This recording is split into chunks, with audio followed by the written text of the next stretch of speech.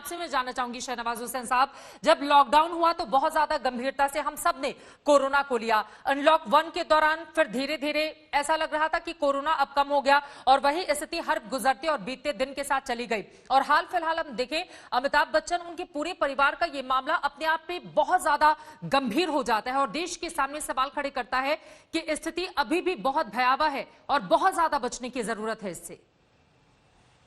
नहीं, ये सही है कि कोरोना के खतरे को देश ने गंभीरता से लिया। और जब कोरोना का संकट आया था तो हमारे यहाँ उस वक्त वैसी तैयारी भी नहीं थी। आप जानते हैं कि हमारे पास पीपीई किट नहीं था, N95 मास्क नहीं था, उतने बेड नहीं थे।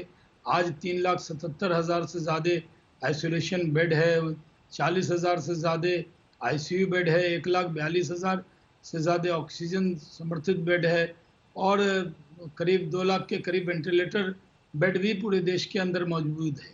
राज्य सरकार और केंद्र सरकार इस पर मिलकर काम कर रही है। जब कल अमिताभ जी का आया, उसके परिवार का आया, चित्रा जी कल आप ही न्यूज़ पर रही थी, मैं उस वक्त देख रहा था, काफ़ी देर तक उसको हम सब देश के लोग मॉनिटर कर रहे थे, क्योंकि अमिताभ बच्चन को पूरे देश के लोग प्यार करते हैं। और ये सही है कि कोविड पर उन्होंने देश को जागरूक करने के लिए भी कई तरह की एडवर्टीजमेंट किए थे। और जब उनके परिवार को हुआ तो आप समझ सकते हैं कि ये खतरा कितना बड़ा है, क्योंकि वो खुद लोगों को आगाह कर रहे थे कि इससे कैसे बचना है। तो कोरोना बीमारी ऐसी है जो किसी को भी लग सकती है। वो धारावी के झोपड़पट्टी से लेकर बड़े बंगले तक आती है और कई जगह स्टेट में भी इसके वजह से दिक्कत आई है। कई राज्यों में, जो खासकर हमारे यहाँ बिहार राज्य में जहाँ पहले कम था, वहाँ पर आप देखिए पटना में, अभी भागलपुर में कई जगह लॉकडाउन भी किया है 3 दिन का, और यूपी में भी 2 दिन का लॉकडाउन किया है।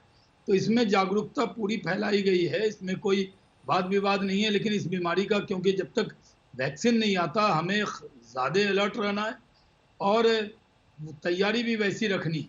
हर राज्य सरकार ने अपनी ताकत के हिसाब से पूरी तैयारी की है, केंद्र ने पूरा सहयोग किया है। अभी भी हम मानते हैं कि अमिताभ जी का परिवार स्वस्थ हो, अनुपम खेर जी का भी परिवार अस्वस्थ है, इसमें कोविड पॉजिटिव है।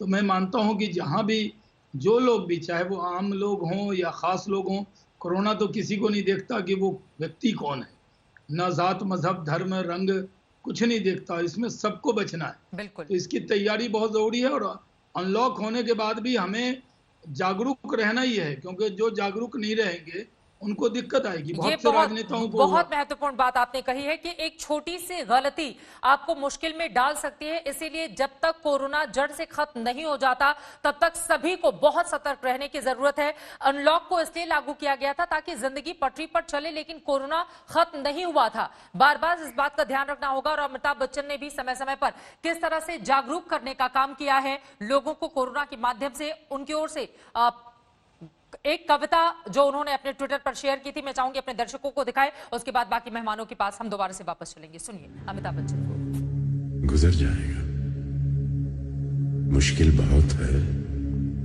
मगर वक्त ही तो है। गुजर जाएगा, गुजर जाएगा। जिंदा रहने का ये जो जज्बा है फिर उभर आएगा।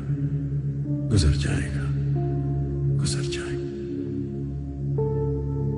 माना मौत चेहरा बदल कर आई है, माना मौत चेहरा बदल कर आई है, माना रात काली है, भयावह है, गहराई है।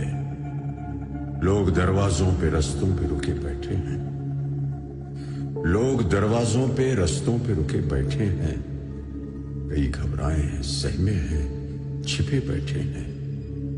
मगर यकीन रख, मगर यकीन रख, ये बस लम्हा है, 2 पल में बिखर जाएगा।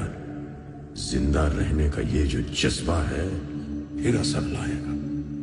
मुश्किल बहुत है मगर वक्त ही तो है। गुजर जाएगा।